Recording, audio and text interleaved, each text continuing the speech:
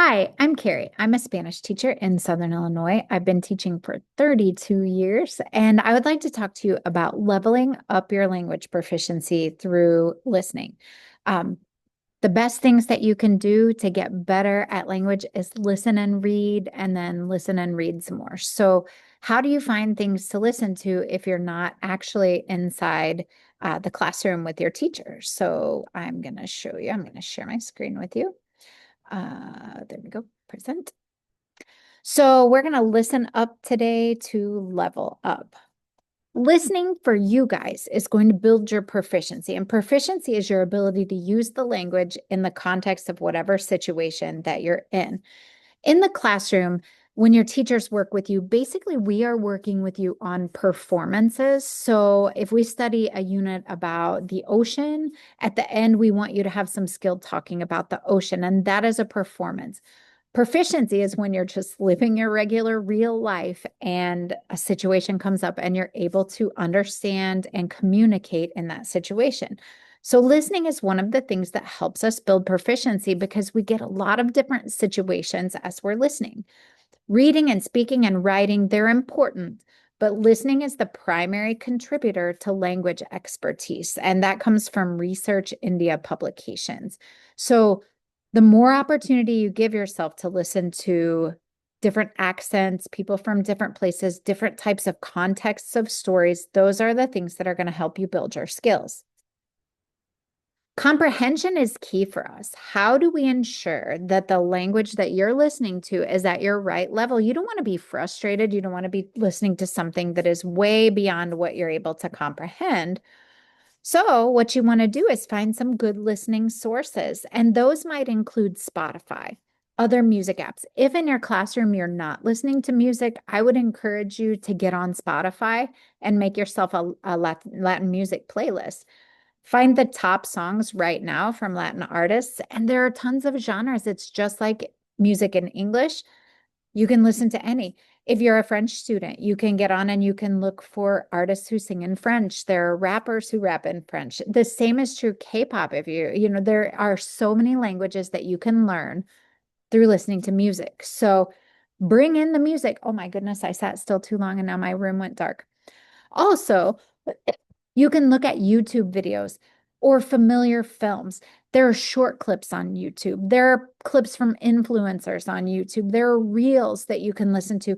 All of those things that give you a short video or even a familiar film that you know really well, that you can put the language into Spanish and listen, or you can watch the film in English and read the subtitles in Spanish. But the great thing is to get your ear listening.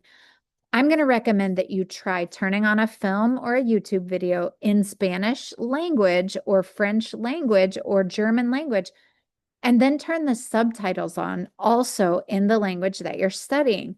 If you do that, then you get a little extra visual support. So you're reading and listening, but you're going to get some really great results on how much you comprehend when you can read along with the subtitles.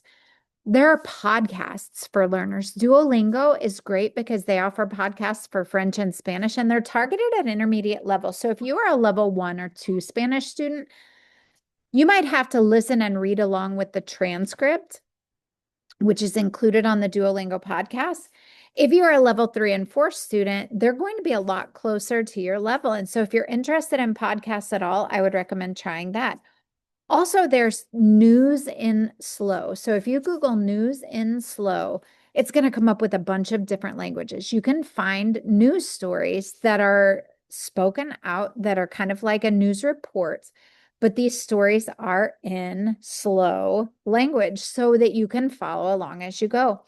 Also, social media. If you follow, mostly our social media is targeted to our own little circle of people and things that we like. Broaden your horizons. Look for restaurants and cultural centers in the target language and follow their accounts so that your feed starts to get mixed up between your language 1 and your language 2.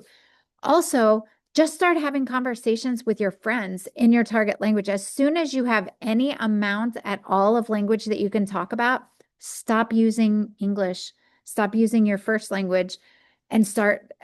I promise you, your teachers, Your language teachers will be so excited, and your other teachers will be telling your language teachers, make them stop. So input comes from satellite radio, lyric videos. Get on YouTube and watch some songs. If you find a song on Spotify that you love, go to YouTube and find it and watch it with the lyric video. I mean, everybody's been talking about Bad Bunny at the Super Bowl and they might not be able to understand it, but the truth is, even Spanish speakers, we have trouble sometimes understanding him because he uses really fast cut off words. And so it can be hard. I did not understand a lot of what Kendrick Lamar sang last year at the Super Bowl. That's why I turn on lyric videos. Also, I'm old, and so I turn on the subtitles on TV at night. I like watching with the closed captioning because I like to be able to read along. So do that with your lyric videos as well. Visual scaffolding. Again, if you go to those YouTube videos, it's not just the language that you're hearing, you're also seeing things happening in the videos. So they give you a little scaffold, a little way to build your language by listening and also seeing it play out in front of you. It helps you create a little movie in your mind. That's why I told you before, go back to those familiar films because you already know what's going to happen in the movie. So it helps your brain fill in the gaps when you're not quite understanding. Don't forget, turn on closed captions, and I recommend doing audio in your target language and closed captions in your target language if you're able to, because that gives you like a double layer of being able to try and comprehend. But also, don't forget about the playback speed. Playback speed is important because you can slow it down just to 0.75, and then the language is still kind of a natural sound. It doesn't sound too slow, but it sounds like it's slow enough that you can understand it better. So if you feel like you need it, that is something that's there.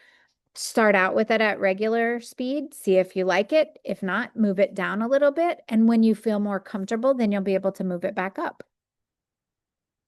What's on YouTube? There's commercials. Look up commercials in Spanish. There's some really great and really funny commercials in Spanish. There are short films. There's anything from 2 minutes to 30 minutes of short films that you can watch in Spanish with subtitles. Also on YouTube, there's news stories. So for Spanish speakers, I know that French and German, there's tons and tons of news stories there too. I'm a Spanish teacher, so I tend to know like more precise answers for that. AJ Plus Espanol, AJ Plus Espanol has a YouTube channel that does news stories, but they also, it's not subtitled, but it gives a lot of banners and headlines. So as they're talking about topics, they're talking slowly, they're showing visuals, and they're giving you little headline banners so that you always kind of know what the topic is that they're talking about. So I love that. And I'm sure that there are groups that do the same thing for other languages as well. When you're thinking about those familiar films, how you use your film depends on your goals. If you put on subtitles or not, depends on how fluent you feel. If you can't understand anything at all, then you're really not doing yourself any help with listening skills by listening to the film with no subtitles. So this is where you would want to put on the subtitles and decide, do you want the subtitles in Spanish and the audio in Spanish, or do you want the subtitles in English with the audio in Spanish? Dubbing means that they change the audio. So let's say you've picked a film from Spain and you want to watch this film. On Netflix right now, there are tons of French and Japanese and Chinese and Korean and Spanish programs that are what's called dubbed. I don't like to watch them like that, you guys. I hate dubbing. Dubbing means they change the voice out. And so the lips are moving one way and the audio track is moving a different way. That's not it for me. I prefer subtitles. I leave the film in the language that it was intended. So if you are a French student and you pick a French film, leave your people with their mouths matching up.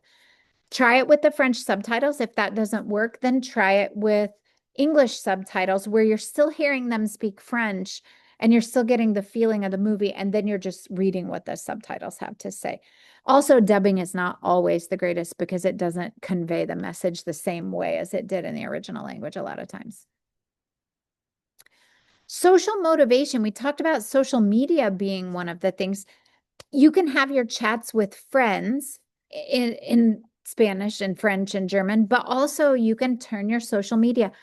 Social media apps are things you're really familiar with. So hop on your phone and just change the language of that particular app to your target language. Now you're going to get some suggestions for your feed in the target language, but also all of the common things that you would hit like posts or hit like.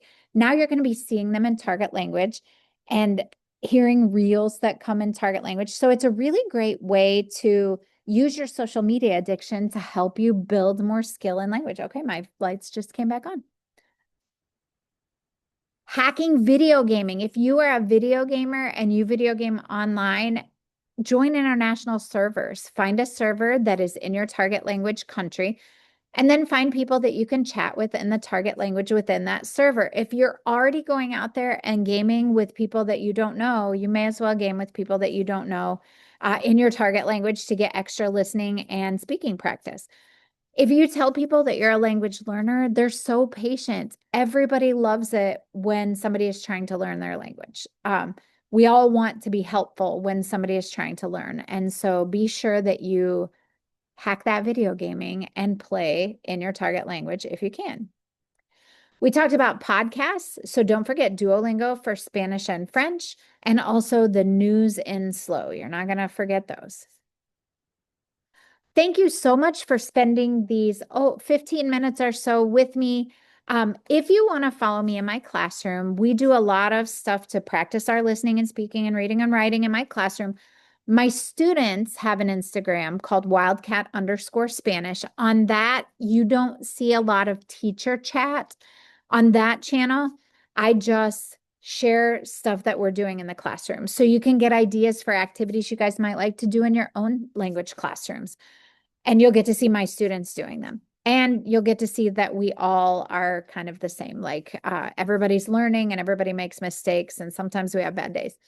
On my somewhere.to.share Instagram, if you happen to be a teacher watching this video, this is where I put all the teacher stuff. So I make a more polished video and I add little instructions into the video. And then I give like a description of what's happening in the caption of the video. So that would be a good place to go to follow if you want some ideas for the classroom from there.